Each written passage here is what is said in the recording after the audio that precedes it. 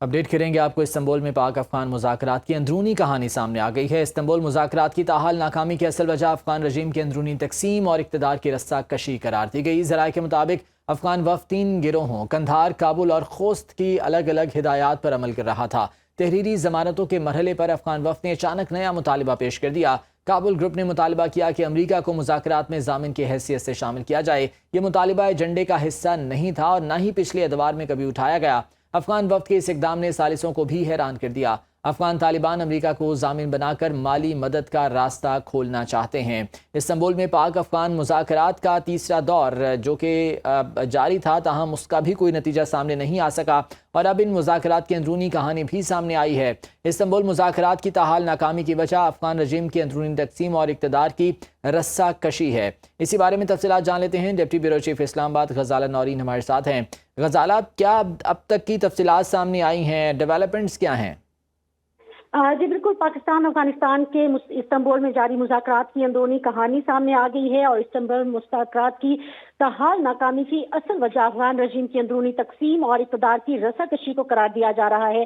ज़राए का ये कहना है कि अफगान वफ़द 3 गिरोहों कंधार, काबुल और खोस्त की अलग अलग हिदायत पर अमल कर रहा था। तहरीरी जमानतों के मरहले पर अफगान वफ़द ने अचानक एक नया मुतालबा पेश कर दिया और काबुल ग्रुप ने यह मुतालबा किया कि अमरीका को मुज़ाकरात से में जामिन की हैसियत से शामिल किया जाए। ये मुतालबा एजेंडे का हिस्सा नहीं था और ना ही पिछले अदवार में कभी इस मसले को उठाया गया। अफगान वफ़द के इस इक़दाम ने सालिसों को भी हैरान कर दिया। ज़राए का ये कहना है कि माहिरीन के मुताबिक अफगान वफ़द ने सलामती के बजाय माली मफादात हासिल करने की कोशिश की।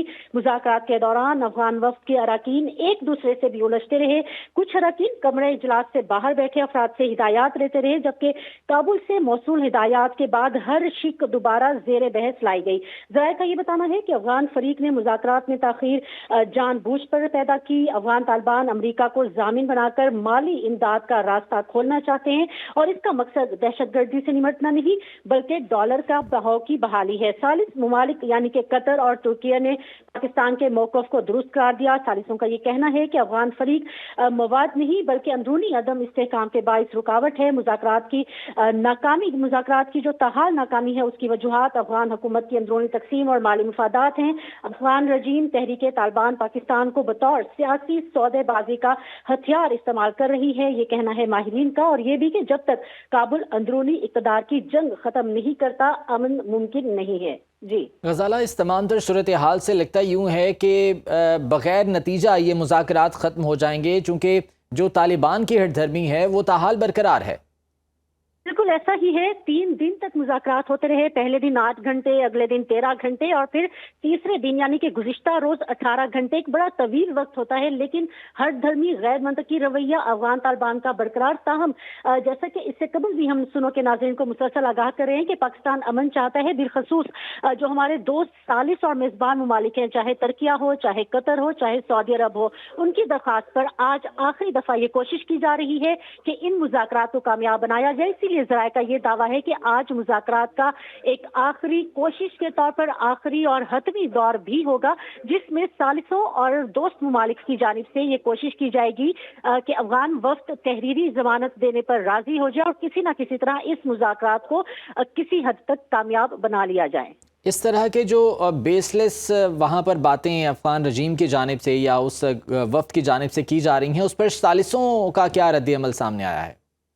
बिल्कुल ऐसा ही है। आप इनके एक पॉइंट को देख लें जो हमें वहां पर मौजूद हमारे ज़राए ने बताया है कि अचानक से अफगान वफ़द की जानिब से ये मुतालबा किया जाना कि इसमें अमेरिका भी सालिसी के तौर पर किरदार अदा करे या अमेरिका सालिस के तौर पर है, जबकि इससे कबल इस मौजू पर कोई बातचीत तक नहीं की गई थी। और बिल्कुल जब तहरीरी मुआहिदा होने जा रहा था तब इस तरह का जो एक मुतालबा है वो उस पर सालिस भी हैरान रह गए। हम बार बार बता रहे हैं कि चाहे कतर हो, तुर्किया हो, सऊदी अरब हो, पाकिस्तान के मौक़िफ़ को दुरुस्त तस्लीम करते हैं।